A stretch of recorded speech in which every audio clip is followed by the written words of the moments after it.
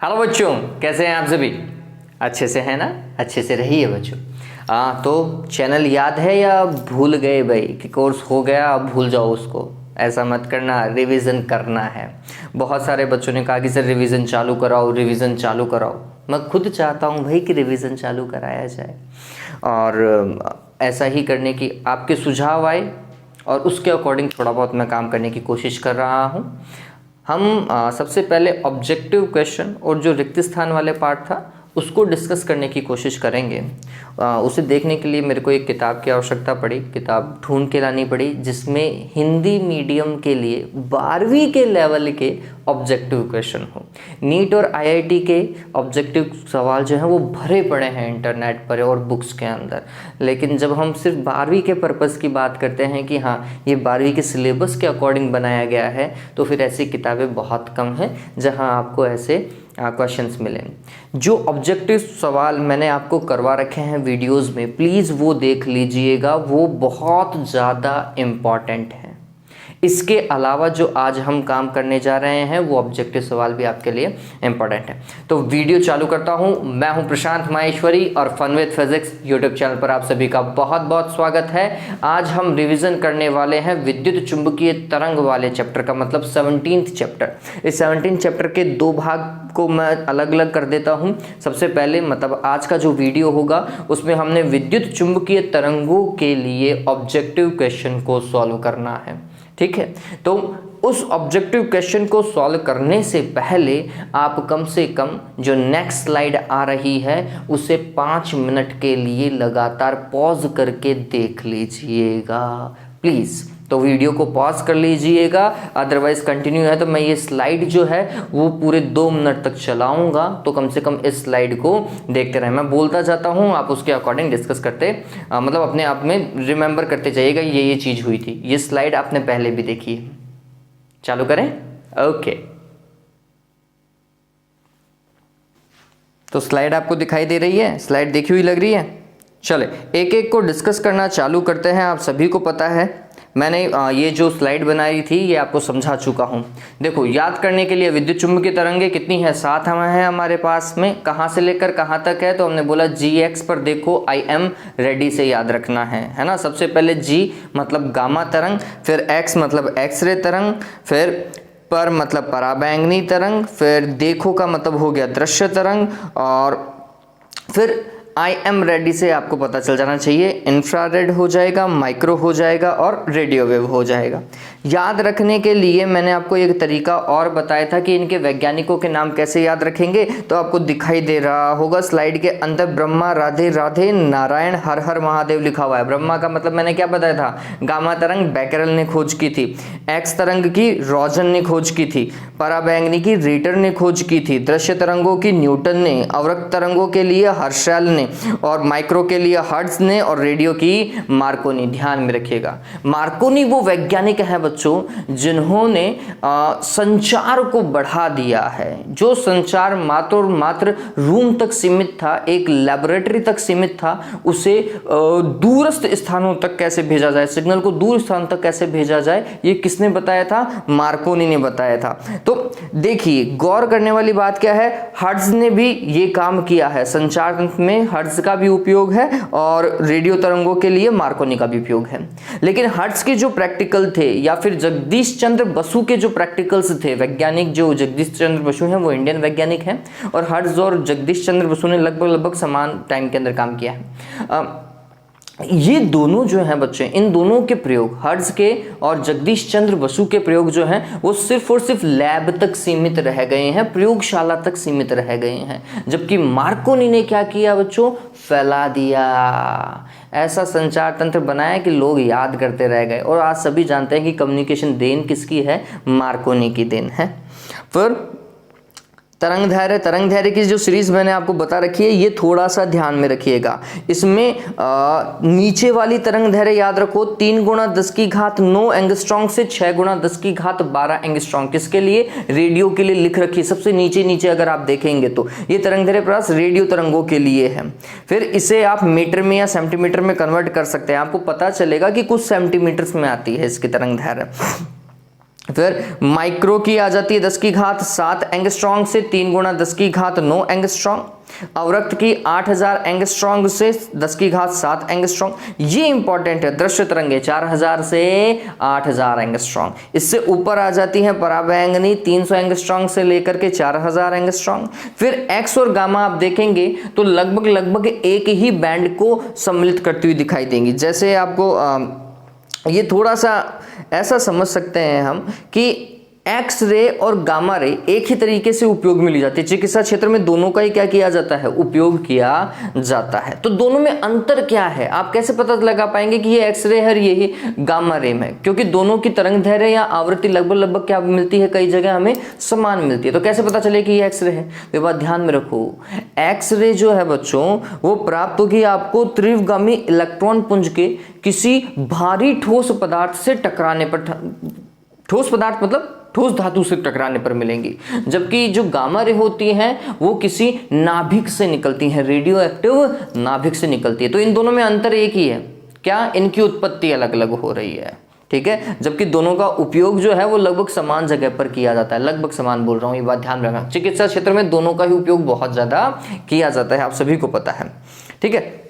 चलिए, तो X ray 300 angstrom तक है, जबकि गामा रे 1 एंगस्ट्रॉन्ग तक है। आप ऐसा याद रख सकते हैं कि गामा रे जो है वो 1 एंगस्ट्रॉन्ग तक सीमित है, जबकि एक्स रे जो है 300 एंगस्ट्रॉन्ग तक चली जाती है। फिर स्रोत में आइए तो ये देखो, आप देख लीजिए एक बार के लिए, सारे के सारे एक बार के लिए देख लीजिए। गौर करने लायक बात यहाँ पर उपयोग में आती है। गामा रे का उपयोग कहाँ किया जाता है? तो देखो मैंने बहुत सारी चीजें यहाँ पर लिख रखी हैं कि गामा तरंगों का उपयोग कहाँ किया जाता है। कैंसर रोग के उपचार में किसका उपयोग करते हैं? गामा तरंगों का उपयोग किया जाता है। फिर खाद्य पदार्थों को अधिक समय तक संरक्षित करने के लिए भी गामा रे का उपयोग किया जाता है। नाभिक या विक्रियाओं में गामा रे का उपयोग किया जाता है। एक चीज और ध्यान में रखो, जो कीमती क्या कहते हैं इसको, क्रिस्टल जो है ना, ये गामा रेज जो है ये परावर्तित और विवर्तित दोनों होती हैं किसी क्रिस्टल से। ये थोड़ा बात को ध्यान में रखिएगा कि चूंकि वैसे भी किरणें हैं तो परावर्तन और विवर्तन का गुण तो दर्शाएंगे, लेकिन गामा किरणें क्रिस्टलों के द्वारा आसानी से परावर्तित और विवर्तित हो जाती हैं। इस चीज को ध्यान में रखिएगा। एक्स रे के लिए उपयोग में देखिए कैंसर रोग के अंदर भी और त्वचा रोग में सर्वाधिक है एक्स रे, ये बात ध्यान में रखना। फिर टूटी हुई हड्डियों के लिए जगह पता लगाना कि भैया कहाँ से टूटी हुई है, उसके लिए एक्स रे का उपयोग किया जाता है। और क्रिस्टल की संरचना के अध्ययन में भी किसका उपयोग किया जाता है? एक्स किरणों का उपयोग किया जाता है, ये बात ध्यान में रखना। आप ये भी देखेंगे कि जासूसी विभाग में और इंजीनियरिंग के अंदर भी एक्सरे का बहुत ज्यादा उपयोग किया जाता है, जो मैंने आपको लिखा नहीं रखा है। फिर आगे पराबैंगनी आती है। ये पराबैंगनी बहुत ज्यादा, मतलब आप इसके उपयोग देखोगे ना, बहुत बढ़िया उपयोग है। देखो जल के शोधन में, डेली लाइफ में बहुत ज्यादा यूज आता है। जल के शोधन के अंदर हमारे जो क्या लगे हुए हैं, आरओ लगे हुए हैं ना, वो सारे के सारे इसी के अंदर आ गए। तो पराबैंगनी किरणों का उपयोग जल शोधन में किया जाता है। फिर प्रकाश विद्युत प्रभाव में है ही।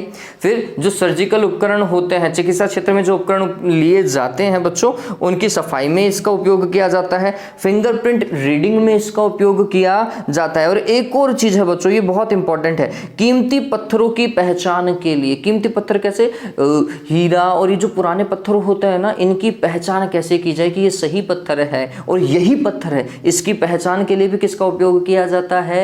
एक्स किरणों का उपयोग किया जाता है, ये ध्यान में रखिएगा। फिर विजिबल का मतलब दृश्य प्रकाश का, इनका उपयोग वस्तुओं को देखने के लिए किया जाता है सामान्यतः, ये ध्यान में रखें। फिर नेक्स्ट हमारे पास में आती है अवरक्त। अब ये बात ध्यान में रखो, अवरक्त किरणें जो हैं वो गर्म चीजों से प्राप्त हो रही हैं, ये चीज को ध्यान में रखिएगा। गर्म चीजों से कौन सी तरंगें मिलती है? अवरक्त मिलती है। तो इनका उपयोग कहाँ किया जाता है? तो आंसर है रात्रि में फोटोग्राफी के अंदर। फिर रिमोट के अंदर आप सभी को पता है हरित गृह प्रभाव में पौधों को एक निश्चित ऊष्मा प्रदान करने के लिए हम किसका उपयोग करते हैं? अवरक्त तरंगों का उपयोग करते हैं। तो ये जो ग्रीन हाउस इफेक्ट है ना, इस चीज को ध्यान में रखिएगा कि ग्रीन हाउस इफेक्ट के अंदर कौन सी तरंगों का उपयोग किया जाता है? अवरक्त तरंगों का। रिमोट में कौन सी तरंगों का उपयोग किया जाता है? अवरक्त तरंगों का उपयोग किया जाता है, ध्यान में रखिएगा। फिर नेक्स्ट आता है हमारे पास में सूक्ष्म तरंगे। अब ये जो सूक्ष्म तरंगे हैं बच्चों, इनका उपयोग कहाँ? तो सीधा सा बात है, सूक्ष्म तरंगों को क्या बोला हमने? माइक्रोवेव्स बोला है, ये बात ध्यान में रखो। मैंने शायद हिंदी में नहीं लिख रखा है सूक्ष्म तरंगे, माइक्रोवेव्स। ठीक। अब माइक्रोवेव्स का उपयोग कहाँ करेंगे, तो माइक्रोवेव ओवन के अंदर किया जाता है और राडार और दूरसंचार प्रणाली में भी इनका उपयोग किया जाता है, ध्यान में रखिएगा। फिर रेडियो तरंगों का सेम यही है, राडार और दूरसंचार में रेडियो तरंगों का भी उपयोग किया जाता है, रेडियो संचार में भी इनका उपयोग किया जाता है, टीवी संचार में भी इनका उपयोग किया जाता है। ठीक है, तो माइक्रो और रेडियो एक जैसा बिहेव करते हैं, उपयोग देखे जाए तो गामा और एक्स किरणें भी एक जैसा बिहेव करते हैं अगर उपयोग देखा जाए तो ये स्लाइड आपको समझ में आ गई होगी। ठीक है बच्चों, चलिए तो अब ऑब्जेक्टिव क्वेश्चन के ऊपर आते हैं। देखिए ऑब्जेक्टिव क्वेश्चन के अंदर तो क्वेश्चन देखो, सबसे पहला आपको क्वेश्चन दिखाई देंगे सामने। देखिए सबसे पहला ऑब्जेक्टिव क्वेश्चन जो हमारे पास में है बच्चों, वो है निम्नलिखित में से किस वैज्ञानिक ने सर्वप्रथम यह पता लगाया कि प्रकाश भी विद्युत चुंबकीय तरंग है। ये बात ध्यान में रखो, देखा जाए तो ये जो है वो आपके 12वें चैप्टर का क्वेश्चन है तरंग का, कि प्रकाश जो है वो विद्युत चुंबकीय तरंग है। किसने बताया था बच्चों, मैक्सवेल ने बताया था। ध्यान में रखिएगा कौन से वैज्ञानिक है, तो इनमें से आप कौन से को टिक लगाएंगे, मैक्सवेल को। डी ऑप्शन बिल्कुल सही है। फिर बेतार तार संचार का आविष्कार किसने किया है, बेतार का तार, बेतार मतलब वायरलेस कम्युनिकेशन, मार्कोनी। यही तो बताया था मैंने आपको कि कम्युनिकेशन सिस्टम देन किसकी है, मार्कोनी की देन है, ध्यान में रखिएगा। फिर प्रयोगशाला में विद्युत चुंबकीय तरंगों को उत्पन्न करके उनके अस्तित्व का सर्वप्रथम प्रदर्शन करने वाले वैज्ञानिक कौन से थे। देखिए प्रयोगशाला के अंदर हर्ट्ज ने भी काम किया है और जगदीश चंद्र बसु ने भी काम किया है। ठीक है, ये इन्होंने बहुत अच्छा काम किया है, लेकिन नाम देखो विदेशी वैज्ञानिक ज़्यादा इंपॉर्टेंट मानते हैं भाई साहब। ठीक है, तो हर्ट्ज का नाम आता है यहाँ पर, तो तीसरे का हमारे पास में क्या है, हर्ट्ज है, ध्यान में रखिएगा। फिर निम्नलिखित में से, फोर्थ क्वेश्चन की बात कर रहा हूँ, निम्नलिखित में से कौन सबसे अधिक आवृत्ति की विद्युत चुंबकीय तरंग है, सबसे अधिक आवृत्ति की विद्युत चुंबकीय तरंग, क्या भाई, GX पर देखो, I am ready, है ना, गामा, फिर एक्सरे, पराबैंगनी, फिर देखो का दृश्य, इंफ्रारेड अवरक्त, माइक्रो सूक्ष्म और रेडियो तरंग। तो आप सभी को पता है कि ऐसे चलते हैं तो ये तरंग दैर्घ्य का बढ़ता हुआ क्रम है, तो इसका उल्टा चलोगे तो आवृत्ति का बढ़ता हुआ क्रम होगा। सर्वाधिक आवृत्ति कौन सी तरंग की है, गामा तरंग की है, ध्यान में रखिएगा। तो यहाँ पर अगर आप ऑप्शन देखें और इसमें गामा है तो फिर गामा को ही टिक करेंगे। फोर्थ में आंसर देखो गामा ही आएगा, इसके साथ में चाहे कोई सी भी तरंग दी हुई हो। फिर निम्नलिखित में से किसका उपयोग पौधा घरों में किया जाता है, ग्रीन हाउस। पौधा घर को इंग्लिश में क्या कहते हैं, ग्रीन हाउस कहते हैं। तो ग्रीन हाउस में बच्चों किसका उपयोग किया जाता है, अवरक्त तरंगों का उपयोग किया जाता है, ध्यान में रखिएगा। तो ऑप्शन यहां पर आएगा अवरक्त किरणों का। 6th देखिए, निम्नलिखित में से कौन विद्युत चुंबकीय तरंग नहीं है, यही विद्युत चुंबकीय तरंग है, इनके अलावा जो होगी वो विद्युत चुंबकीय तरंग नहीं होगी। देखिए प्रकाश तरंगे विद्युत चुंबकीय तरंगे होती हैं, दृश्य में आ गई ना। एक्सरे भी विद्युत चुंबकीय है, ध्वनि तरंग भैया नहीं है, यांत्रिक तरंग है। ध्वनि तरंग कैसी है, यांत्रिक और अनुदैर्घ्य प्रकृति की तरंग है, ध्यान में रखिएगा। तो 6th का सी हो जाएगा। एक्स किरणें बनी होती हैं, ये एक अच्छा सवाल है। देखो ऋणाविष्ट कणों से, वैसे एक्सरे देखा जाए तो त्रिविगामी इलेक्ट्रॉन जब टकराता है उससे बनती है। धनाविष्ट कणों से नहीं, न्यूट्रॉन की धारा से नहीं, विद्युत चुंबकीय विकिरणों से। एक्सरे वैसे तो विद्युत चुंबकीय विकिरण ही है, तो ये बात ध्यान रखना। एग्जैक्ट और सही ऑप्शन जो है वो विद्युत चुंबकीय विकिरण है यहाँ पर। फिर एक्स किरणों के लिए तरंग दैर्घ्य का क्रम होता है। एक्स आ कहाँ रही है, वो देखो ऊपर यहाँ पर। ठीक, तो आपको अगर पता हो तो मैंने बोला था कि गामा जो है वो 1 एंगस्ट्रॉम तक सीमित, ठीक, और ये जो है वो 300 एंगस्ट्रॉम तक है। लेकिन हमें ये पता है, ये ध्यान में रखना, इसके लिए मैंने क्या आपको बताया था, 0.006 है ना, एंगस्ट्रॉम से 1 एंगस्ट्रॉम तक। ठीक, अब ये जो चीज है ना, ये इससे पहले स्टार्ट हो जाती है 0.003 एंगस्ट्रॉम से, कहां तक, 300 एंगस्ट्रॉम तक, या 0.001 एंगस्ट्रॉम से 300 एंगस्ट्रॉन्ग तक। तो आप गौर करोगे एक्स किरणों में भी 1 एंगस्ट्रॉन्ग आ रहा है और गामा किरणों में भी क्या आ रहा है, 1 एंगस्ट्रॉन्ग आ रहा है। ठीक, ये सेंटीमीटर में नहीं होती, एंगस्ट्रॉन्ग में होती है। तो आपको डी ऑप्शन जो है वो आपको सही दिखाई देगा, है ना। 1 सेंटीमीटर नहीं है, 1 मीटर नहीं है, 1 माइक्रोन 10 की घात -6 नहीं भैया, ये 10 की घात -10 के अंदर है। आप देखोगे तो ये 10 की घात -10 के अंदर काम करने वाली चीज है। तो हमने बोला कि 1 एंगस्ट्रॉन्ग ज्यादा सही है बच्चों, है ना। चलिए, तो ये बात ध्यान में रख लीजिएगा। फिर कठोर एक्स किरणों को प्राप्त करने के लिए व्यवहार करना चाहिए। इतना, कठोर एक्स किरणों को प्राप्त करने के लिए व्यवहार करना चाहिए। देखो एक्स किरणें कैसे प्राप्त की जाती है, तो हम बोलते हैं यहां पर हमारे पास में कोई भारी धातु की वो है शीट होगी और उसके ऊपर जब त्रिविक्रम इलेक्ट्रॉन टकराएगा ना तो क्या बनती हैं, एक्स किरणें बनती हैं। तो ये बात ध्यान में रखना, जो आपकी धातु की शीट है वो कैसी होनी चाहिए, भारी होनी चाहिए, और उसके ऊपर कौन टकराने चाहिए, इलेक्ट्रॉन टकराने चाहिए, वो भी कैसे, त्रिविक्रम इलेक्ट्रॉन। तो देखिए उच्च त्वरक वोल्टता, उच्च त्वरक वोल्टता मतलब त्रिविगामी, ठीक है। निम्न त्वरक वोल्टता मतलब निम्नगामी या कम वेलोसिटी वाले। तो उच्च त्वरक वोल्टता बिल्कुल सही है।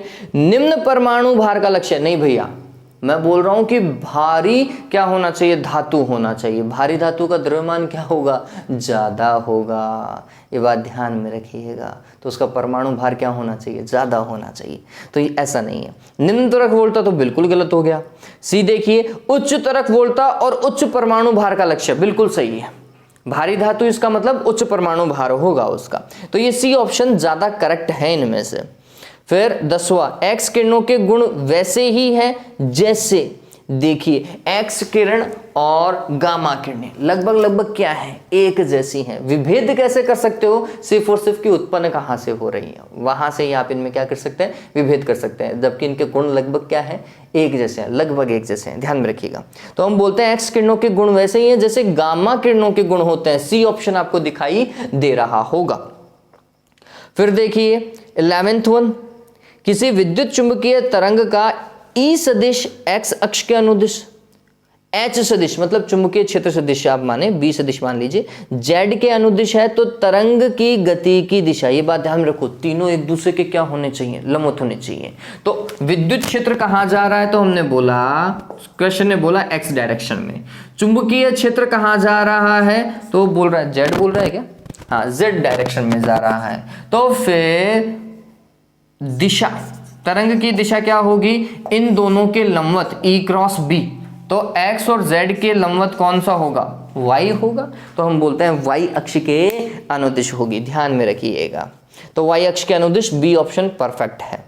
12वां क्वेश्चन देखिए, विद्युत क्षेत्र B तथा चुंबकीय क्षेत्र E के अनुपात का मात्रक होता है। विद्युत क्षेत्र B तथा चुंबकीय क्षेत्र E के अनुपात का मात्रक। अब पहले तो ये समझो कि ये चीज है क्या, तो आप सभी को पता होना चाहिए E बटा B क्या होता है, C होता है विद्युत चुंबकीय तरंगों हेतु। तो B बटा C क्या होगा, सॉरी B बटा E क्या होगा, उल्टा कर दो 1/c। क्लियर। चलो C का मात्रक क्या, वेग है मीटर प्रति सेकंड, तो 1/c का मात्रक क्या होगा, सेकंड प्रति मीटर। पता चल गया क्या, सेकंड ऊपर और मीटर नीचे, जिसे मैं क्या लिख सकता हूं, second metre inverse. Second metre ऊपर लेकर क्या होगा, तो मीटर इनवर्स। पता चल गया क्या, B बटा E का मात्रक क्या है, सेकंड मीटर इनवर्स। सवाल को अच्छे से पढ़ना था, ये बात ध्यान में रखो। देखो सवाल बहुत अच्छा है, E बटा B C होता है, दुनिया में सभी को पता होगा, ठीक है। उसका मात्रक क्या होता है, मीटर पर सेकंड। पूछा क्या है, उल्टा कर दिया, B बटा E कर दिया, लॉजिक लगवा दिया कि भैया तुम्हें कितना दिमाग है देखो। तो छोटा सा ही तो काम करना था हमें, ठीक है। सेकंड पर मीटर, ठीक है। तो इसमें कौन सा है, सेकंड पर मीटर, B ऑप्शन है, ठीक। चलिए 13वां सवाल देखिए, निर्वात में प्रकाश की चाल C, ठीक बात है, चुंबकशीलता μ0 तथा पैरावैद्युता ε0 के बीच संबंध होता है। निर्वात के अंदर इन सभी के बीच में संबंध है बहुत अच्छा खासा।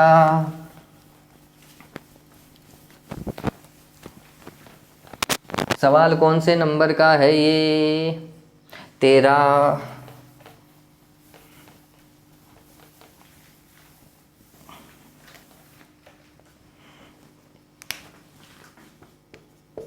देखो आप सभी को पता है 1/μ0 एप्सिलॉन नॉट का अंडर रूट क्या होता है, c। अब क्या ये दे रखा है ऐसा? नहीं भाई, ऐसा नहीं दे रखा, अंडर रूट कहीं नहीं है। तो ठीक है, फिर स्क्वायर करो, अंडर रूट को हटाओ, तो ये हो जाएगा μ0 epsilon naught is equals to क्या, स्क्वायर c स्क्वायर। ऐसा ही तो करना पड़ेगा, दोनों तरफ क्या करना पड़ेगा, वर्ग करना पड़ेगा। चलो ऐसा संबंध देखो, कहीं ऐसा संबंध है? ऐसा संबंध देखिए कहीं आपको दिख रहा हो तो। मेरे को नहीं दिखाई दे रहा। चलो अब इनको गुणा करो, μ0 एप्सिलॉन नॉट c स्क्वायर, इसको इससे गुणा कर दिया, इधर लेकर के आ गए, इक्वल टू क्या आएगा, बना रह गया। देखो देखे ऐसा कोई ऑप्शन मिल रहा है क्या कहीं? Epsilon naught μ0 c square is equals to 1, C option देखिए, आपको दिखाई दे रहा होगा 13वें में, दिखाई दे रहा है, तो वो इसका आंसर होगा। ठीक है। 14th देखिए, विद्युत चुंबकीय तरंग के संचरण की दिशा होती है, ये तो आपकी बुक का सवाल है ना, E क्रॉस B के अनुदिश क्या होती है, E क्रॉस B। ये बात ध्यान में रखना, E पहले आएगा और B बाद में आएगा, पता चले B क्रॉस E कर दो, नहीं भैया, E क्रॉस B होती है। ठीक है, तो E क्रॉस B के समांतर। अब आगे देखिए 15th, विद्युत चुंबकीय तरंग की उत्पत्ति का मूल कारण क्या है? भैया क्या भाई, विद्युत चुंबकीय तरंग कब उत्पन्न होती है? तो हम बोलते हैं त्वरित आवेश के कारण या फिर दोलनीय आवेश के कारण। ठीक है, दो ही ऑप्शन है, त्वरित आवेश या फिर दोलनीय आवेशों के कारण किसकी उत्पत्ति होती है? विद्युत चुंबकीय तरंगों की उत्पत्ति होती है, ध्यान में रखिएगा। तो ऑप्शन देखिए, आवेश एक समान गति, नहीं भैया, आवेश की त्वरित गति, बी ऑप्शन सही है। आवेश स्थिर स्थिति, नहीं भैया, तार में प्रवाहित एक समान धारा, नहीं, ये बी ऑप्शन बिल्कुल परफेक्ट है। आवेश क्या होना चाहिए? त्वरित होना चाहिए। इसकी जगह अगर दोलनीय आवेश होता तो भी आप वही टिक लगाते। ठीक, चलिए 16th देखिए, चुंबकीय क्षेत्र की उत्पत्ति होती है। देखिए चुंबकीय क्षेत्र किसके कारण उत्पन्न होता है? तो हमें ये पता है कि अगर आवेश चल रहा है, मूव कर रहा है, तो चुंबकीय क्षेत्र उत्पन्न होगा। विद्युत क्षेत्र तो होगा ही होगा, चुंबकीय क्षेत्र भी होगा। ठीक, एक मैक्सवेल ने और बता दिया, 4 समीकरण दिए थे ना, तो मैक्सवेल ने बोला था कि परिवर्ती विद्युत क्षेत्र के कारण उत्पन्न होता है चुंबकीय क्षेत्र, और परिवर्ती चुंबकीय क्षेत्र के कारण उत्पन्न होता है विद्युत क्षेत्र। ये बात ध्यान में रखना। ठीक है, तो अब यहाँ पर वो क्या बोल रहा है, चुंबकीय क्षेत्र की उत्पत्ति, तो हमने बोला है कि 2 तरीकों से संभव है। ठीक है, ऐसे तो बहुत सारे तरीके हो सकते हैं, लेकिन अगर हम गूढ़ रहस्य की बात करें तो हम बोलेंगे कि 2 तरीके संभव हैं। क्या भाई? आवेश गतिमान होना चाहिए, ठीक है, पहला। दूसरा, चुंबकीय क्षेत्र विद्युत क्षेत्र क्या होना चाहिए? परिवर्ती होना चाहिए। ठीक, तो देखिए केवल गतिशील आवेश के द्वारा, हाँ गतिशील आवेश ठीक है, लेकिन केवल बोलना गलत होगा। केवल परिवर्ती विद्युत क्षेत्र के द्वारा, हाँ परिवर्ती विद्युत क्षेत्र बिल्कुल सही है, लेकिन केवल बोलना गलत होगा। यहाँ पे सी ऑप्शन देखो, ए और बी दोनों के द्वारा, मतलब गतिशील आवेश के द्वारा भी और परिवर्ती विद्युत क्षेत्र के द्वारा भी, ये बिल्कुल सही है। सी ऑप्शन लगा लीजिएगा कि चुंबकीय क्षेत्र कैसे उत्पन्न होता है? परिवर्ती विद्युत क्षेत्र के कारण भी और गतिशील आवेश के कारण भी। हाँ आगे 17 देखिए, संधारित्र के आवेशन के क्रम में इसकी प्लेटों के बीच रहता है। देखो संधारित्र की प्लेटों के बीच में दोनों होगा, विद्युत क्षेत्र भी होता है और चुंबकीय क्षेत्र भी होता है। हमने तो कैलकुलेट भी किया है नहीं किया है। संधारित्र की प्लेटों के बीच में विद्युत क्षेत्र कितना? Sigma upon epsilon not. ठीक है, और चुंबकीय क्षेत्र कैलकुलेट किया था वो मैक्सवेल का नियम लगा करके, लगाया था ना, एम्पियर्स लगा करके हमने क्या कैलकुलेट किया था? चुंबकीय क्षेत्र भी कैलकुलेट किया था, आप लोगों को याद हो तो। ठीक, तो ये ध्यान में रखिएगा। तो दोनों होते हैं, ई एवं बी दोनों, लेकिन दोनों क्या एक दूसरे के लंबवत होते हैं भैया, ये बात ध्यान में रखना। ठीक, तो 17वें का क्या आएगा? डी आएगा। 18वां सवाल देखिए, ये थोड़ा अच्छा सवाल लग रहा है। 18th जगह है, निर्वात में संचरित विद्युत चुंबकीय क्षेत्र को निम्नलिखित समीकरण से व्यक्त किया जाता है। E बराबर E0 sine of omega T minus K X और B बराबर B0 sine of omega T minus K X. तब अब इनमें से आपको संबंध देखना है। अरे भैया बहुत सही है, सवाल बहुत सही है। देखिए क्वेश्चन नंबर हमारे पास में है 18, ओमेगा और के रेस्पेक्ट में पूछ रहा है, कोई दिक्कत नहीं है उसमें। देखो E0 upon B0 is equals to C होता है, सभी को पता है, जग जाहिर है ये बात। चलिए अब यहां पर आप ये देखिए, ओमेगा बराबर क्या होता है? आंसर है 2 पाई f होता है ना, और k बराबर क्या होता है? 2 पाई डिवाइडेड बाय लैम्डा होता है। अगर मैं इन दोनों से वेलोसिटी बनाऊं तो वेलोसिटी क्या होगी, तो आंसर है सी या फिर वी। विद्युत चुंबकीय तरंग है तो सी भी निर्वात में, ठीक। तो सी बराबर क्या होगा, तो ये बात ध्यान में रखना कि अगर ओमेगा में किसका भाग लगाओ आप, के का भाग लगाओ तो क्या आएगा, सी। क्यों, क्योंकि अगर भाग लगाओगे तो 2 पाई से 2 पाई तो कैंसिल, लैम्डा कहाँ जाएगा, ऊपर। तरंगदैर्घ्य गुणा आवृत्ति क्या होता है, वेग होता है नहीं होता है, अरे देवताओं लिखते नहीं हो क्या, lambda is equals to C divided by F. तो इन दोनों को मल्टीप्लाई कर दोगे तो क्या आएगा, सी आएगा नहीं आएगा, आएगा नहीं आएगा, ठीक है। तो ये बात ध्यान में रखिएगा। तो ओमेगा में किसका भाग लगाना है, के का, तो वो क्या होता है सी। तो मैं यहाँ पर ये लिख दूँ क्या, ई नॉट बटा B naught is equals to क्या हो जाएगा, ओमेगा डिवाइडेड बाय के। तो फिर गुणा करो, ई नॉट को तो के से और बी नॉट को किससे, ओमेगा से, है ना, ये ध्यान में रखिएगा। तो E naught k is equals to B naught omega, देखो E naught k is equals to B naught omega, C option आपको दिखाई देगा बच्चों, दिखाई दे रहा है, ये बिल्कुल सही ऑप्शन है। आगे देखिए 19वां, किसी द्रव्यात्मक माध्यम में विद्युत चुंबकीय तरंग की चाल निर्भर नहीं करती। देखो तरंग की चाल किस पे निर्भर नहीं करती है, चाल चाल चाल चाल चाल चाल, तरंगदैर्घ्य पे निर्भर करेगी, के पे निर्भर करेगी, आवृत्ति पे निर्भर करेगी, ठीक है। और निर्भर नहीं कर सकती तीव्रता पर, तीव्रता और चाल का हमने कोई रिलेशन नहीं पढ़ा है ना, तीव्रता का चाल से कोई लेना देना नहीं होता, ध्यान में रखिएगा। तो इसका 19वें का क्या होना चाहिए, सी होना चाहिए, इसकी तीव्रता पर निर्भर नहीं करती। भाई परावर्तिता पे तो निर्भर करेगी चाल, कम हो जाएगी भाई चाल, है ना। तो ये ध्यान में रखिएगा कि 19वें का क्या है, सी है। 20वां सवाल देखिए, जब प्रकाश शून्य में गमन करता है, शून्य का मतलब बच्चों आकाश होता है, अंतरिक्ष जो बोलते हैं उसे हम क्या बोलते हैं, शून्य बोलते हैं, फ्री स्पेस, ठीक है, ध्यान में रखिएगा।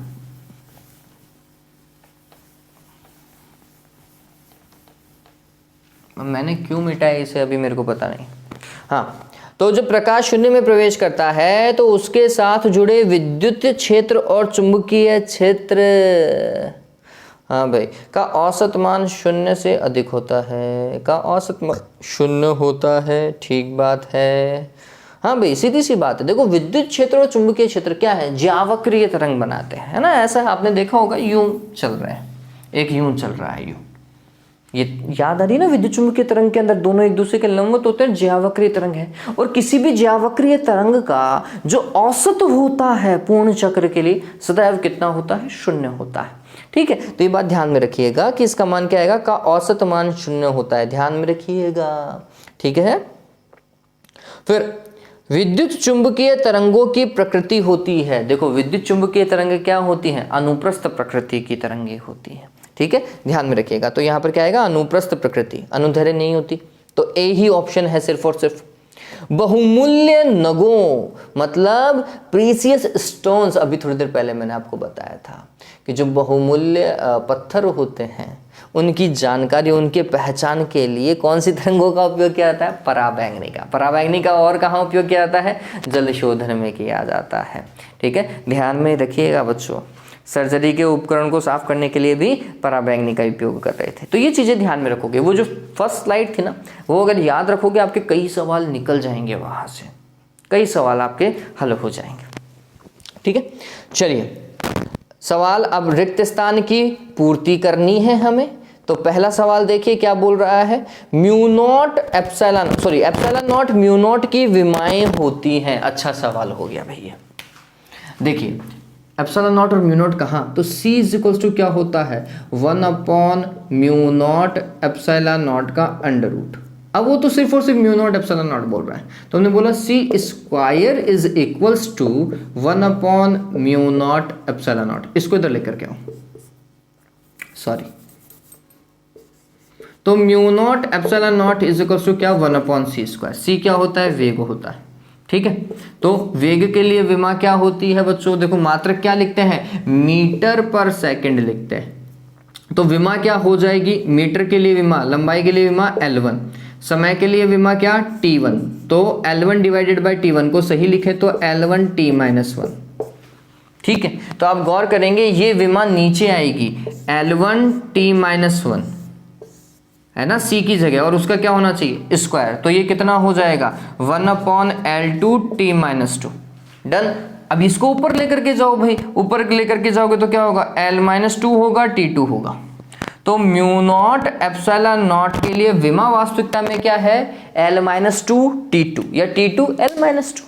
ठीक है, देखिए तो इसका ऑप्शन आपको ऑप्शन तो है ही नहीं, आपको क्या लिखना है L-2 T2 होती है, ध्यान में रखिएगा।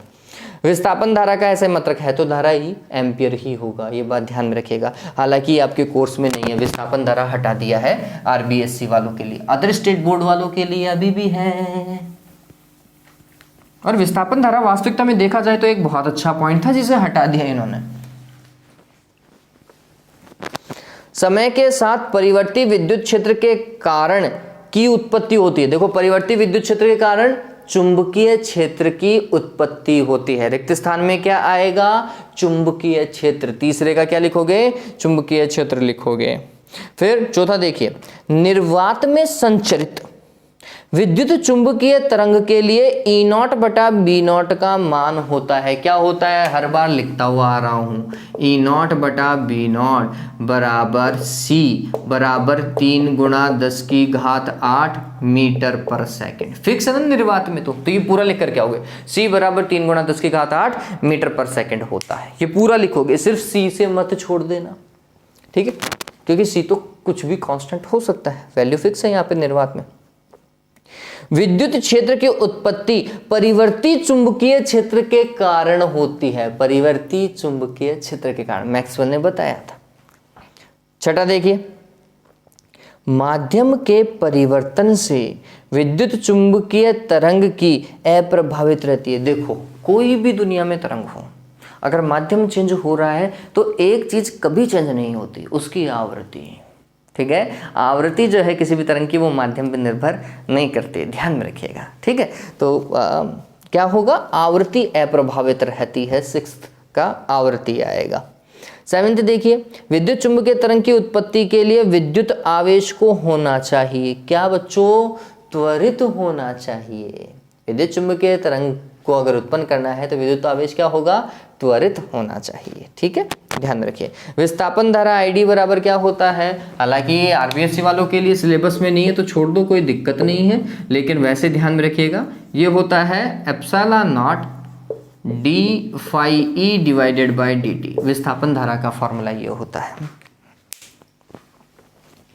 9th देखिए, विद्युत चुंबकीय तरंग में विद्युत क्षेत्र E के माध्य ऊर्जा घनत्व होता है। ओ सिर्फ और सिर्फ विद्युत क्षेत्र E का माध्य ऊर्जा घनत्व पूछ रहा है, बढ़िया सवाल है। अच्छा चलो, तो हमने बोला कि विद्युत क्षेत्र के लिए ऊर्जा घनत्व μE, ठीक है, ये कितना होता है, सॉरी μE नहीं UE आएगा, क्या μE लिख रहा हूं, ये होता है 1/2 एप्सिलॉन नॉट E², ठीक है, जहां E तात्क्षणिक मान है ना। तो E को अगर मैं देखूं, समझना इस चीज को, तो E को अगर मैं देखूं तो ये कुछ ऐसा है, E0 sine of ω_t - kx या kx - ω_t, और फिर E का मान रखने के बाद में उसका स्क्वायर भी करना पड़ेगा, ठीक। अब क्या पूछ रहा है वो माध्य मतलब औसत ऊर्जा घनत्व पूछ रहा है, औसत निकालो, इस UE का औसत निकालो, तो ये तो नियत मान है ना, तो ये 1/2 एप्सिलॉन नॉट E² तो ऐसा का ऐसा, तो औसत किसका निकलेगा साइन स्क्वायर ω_t - kx का। देखो साइन और स्क्वायर का पद है, स्क्वायर के पद का औसत क्या होता है पूर्ण चक्र के लिए 1/2, हमेशा बताता हूँ बच्चों ये चीज, तो कितना हो जाएगा 1/4 एप्सिलॉन नॉट E²। इसने सिर्फ और सिर्फ विद्युत क्षेत्र का औसत मान पूछा था, ध्यान में रखना, चुंबकीय क्षेत्र का बोलता तो 1/4 क्या B²/μ0, और पूरे का बोलते तो 1/2 एप्सिलॉन नॉट E² ही लिखते हैं, है ना, ये ध्यान में रखिएगा। चलो ये ठीक है, तो क्या आएगा इसका 1/4 एप्सिलॉन नॉट E², जहां E अधिकतम मान है विद्युत क्षेत्र का, ध्यान में रखिएगा। हाँ भाई, पराबैंगनी किरणें कांच द्वारा, ओके, हाँ, ये ध्यान में रखिएगा, पराबैंगनी किरणें जो है वो कांच द्वारा अवशोषित होती हैं। ये गुण है वैसे पराबैंगनी किरणों का कि ये कांच द्वारा क्या हो जाती है, अवशोषित हो जाती है और रॉक सॉल्ट द्वारा परावर्तित या विवर्तित होती है। चलिए 11वां, किरणें तापीय प्रभाव उत्पन्न करती है। कौन सी? अवरक्त किरणें कौन से प्रभाव उत्पन्न करती हैं? तापीय प्रभाव उत्पन्न करती हैं। फिर 12वां देखिए, गामा किरणें परमाणु के विषय में जानकारी देती हैं। गामा किरणें परमाणु के विषय में, देखो गामा किरणें जो है वो परमाणु के रेडियो एक्टिवता के विषय में क्या देती हैं बच्चों? जानकारी देती हैं, ये ध्यान में रखिएगा। फिर 13वां देखिए, पराबैंगनी विकिरण द्वारा वर्ण विक्षेपण होता है। पराबैंगनी विकिरण का वर्ण विक्षेपण होता है रॉक साल्ट क्रिस्टल द्वारा। किसके द्वारा होता है? रॉक साल्ट के द्वारा होता है, ध्यान में रखिएगा। हालांकि ये जो है ये सीबीएसई के पार्ट में, मतलब एनसीईआरटी के सिलेबस के अंदर है। जो ऊपर वाला सवाल है वो भी और पराबैंगनी किरणों वाला वो भी। गामा किरणें तथा एक्स किरणों का वर्गीकरण उनकी पर आधारित है। देखो दोनों एक जैसी थी, मैंने आपको बताया, ठीक। तो उनमें अंतर कहां से देखते हैं? उत्पत्ति से। एक रेडियो एक्टिव नाभिकों से उत्पन्न होती है और एक त्रिगामी इलेक्ट्रॉनों के धातु से टकराने पर। तो हम बोलते हैं उनकी उत्पत्ति पर आधारित है। उनका वर्गीकरण किस पर आधारित है? उनकी उत्पत्ति पर आधारित है। फिर अवरक्त किरणों से प्राप्त स्पेक्ट्रम का अध्ययन करने के लिए बने प्रिज्म का उपयोग किया जाता है। अब यहाँ पर ये जो चीज़ है ना, ये थोड़ा ध्यान में रखिएगा कि रॉक साल्ट प्रिज्म का उपयोग किया जाता है, ठीक। कौन से क्रिस्टल का? रॉक साल्ट का। और फिर आगे 16वां, एक आवेशित कण अपनी माध्य साम्यावस्था से पारित 10⁹ हर्ट्ज आवृत्ति से दोलन करता है। ठीक बात है। देखो आवेशित कण के लिए आवृत्ति कितनी बता रखी है? 10⁹ हर्ट्ज। एफ की वैल्यू है आपके पास में। उत्पन्न विद्युत चुंबकीय तरंग की तरंग दैर्घ्य होगी। निहायत ही सिंपल सवाल है भाई। क्या भाई? देखिए तरंग दैर्घ्य is equals to C divided by F होता है। सी कितना? 3 × 10⁸ और एफ का मान जो सवाल में दे रखा है उसका उपयोग करें 10⁹ हर्ट्ज। कितना हुआ? 3 × 10⁻⁻1 मीटर। ध्यान में रखिएगा 0.3 मीटर आंसर। कितना आएगा? 0.3 ओके सेंटीमीटर में पूछ रहा है तो 0.3 मतलब 30 सेंटीमीटर हो गया क्या?